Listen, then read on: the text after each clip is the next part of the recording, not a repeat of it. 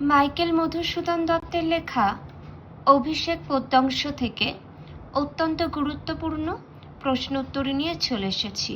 চলো আমরা প্রশ্ন উত্তরগুলি জেনে নিই। দেখো, প্রথম প্রশ্ন, হৈমবতী সুত কে? হৈমবতী সুত বলতে পার্বতীর পুত্র কার্তিককে বোঝানো হয়েছে। পরবর্তী প্রশ্ন, হৈমবতী সুত যথা কিসের কথা এখানে বলা হয়েছে? আলোচ্য অংশে দেবসেনাপতি কার্তিকের তারকাসুর বধের কথা বলা হয়েছে। পরবর্তী, কিংবা যথা বৃহন্নলা রূপী কিরীটি। বৃহন্নলা রূপী কিরীটি কাকে বলা হয়েছে? অভিষেক পদ্যাংশে উল্লিখিত বৃহন্নলা রূপী কিরীটি হলেন মহাভারতের অন্যতম বীর যোদ্ধা অর্জুন। পরের প্রশ্নটি দেখো, সাচিলা সুর সমীবৃক্ষ মূলে। সমীবৃক্ষ কোন গাছকে বলা হয়? মাইকেল মধুসূদন দত্ত রচিত অভিষেক পদ্যাংশে উল্লেখিত সমীবৃক্ষ হল বাকল জাতীয় গাছ। নেক্সট, বিরাট পুত্র সহ উদ্ধারিতে গোধন। বিরাটকে এবং তার পুত্রগণের নাম লেখো। মহাভারতের কাহিনী অনুসারে মৎস্য দেশের রাজা ছিলেন বিরাট। তার 3 পুত্রের নাম শঙ্খ, শ্বেত এবং ভূমিঞ্জয় বা উত্তর। পরবর্তী প্রশ্নটি দেখো, উদ্ধারিতে গোধন। কে গোধন উদ্ধার করেছিলেন? অর্জুন বিরাট পুত্রকে সঙ্গে নিয়ে গোধন উদ্ধার করেছিলেন। পরবর্তী, অর্জুন কোথায় যুদ্ধসজ্জা করেছিলেন? মহাভারতের বিরাট পর্বে অজ্ঞাতবাসে থাকাকালীন অর্জুন বিরাট রাজের গোধন উদ্ধারের জন্য সমীবৃক্ষের মূলে দাঁড়িয়ে যুদ্ধসজ্জা করেছিলেন। নেক্সট, আটেরটা দেখে নাও তোমরা ভালো করে। পরের প্রশ্নটি দেখো, হেনকালে প্রমীলা সুন্দরী। ধরীপতি করযুগ প্রমীলার এই আচরণকে কবি কিসের সঙ্গে তুলনা করেছেন? স্বর্ণলতা যেভাবে বিশাল বনস্পতিকে জড়িয়ে রাখে, প্রমীলাও সেভাবে স্বামী মেঘনাথের হাত জড়িয়ে ধরেছিলেন।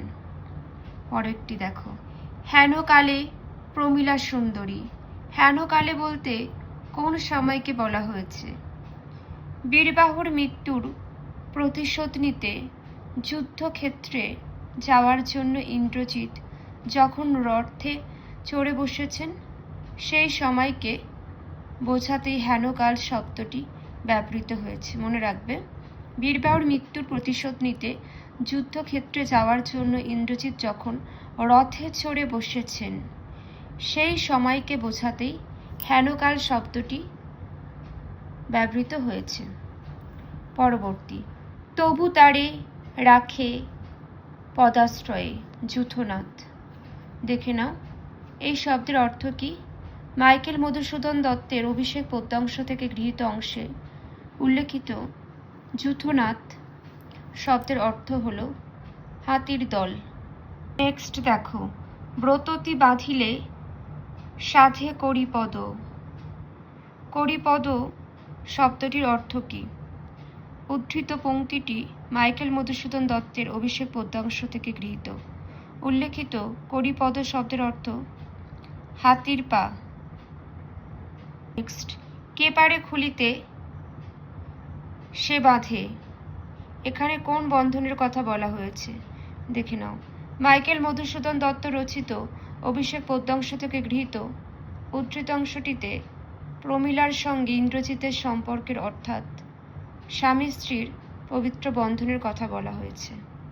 পরবর্তী দেখো, তরাই আমি আসিব ফিরিয়া।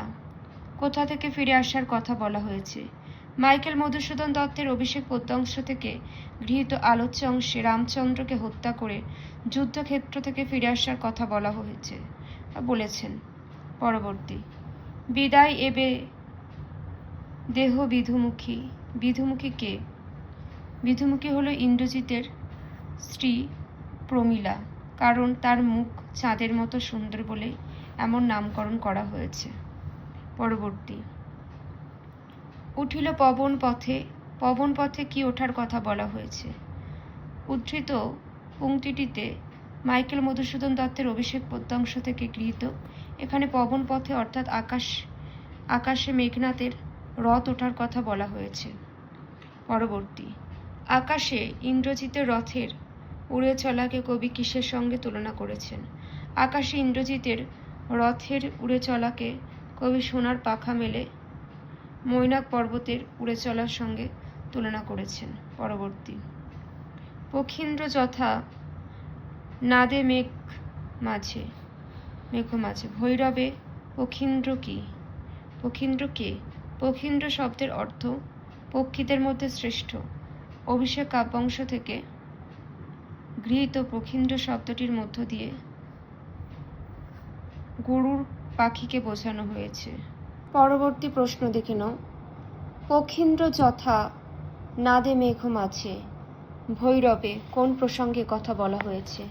দেখে নাও। ইন্দ্রজিতের ধনুকের টঙ্কারের শব্দ যেন গরুর পাখির ডাকের মতোই গম্ভীর। শব্দের গভীরতা বোঝাতেই এই প্রসঙ্গ আনা হয়েছে। পরবর্তী দেখো, কাপিলা লঙ্কা। লঙ্কার কেঁপে ওঠার কারণ কি? ইন্দ্রজিতের ধনুকের প্রচণ্ড টঙ্কারে লঙ্কাপুরী কেঁপে উঠেছিল। এখানেই শেষ করছি। কারোর কোনো মন্তব্য থাকলে অবশ্যই জানাবে।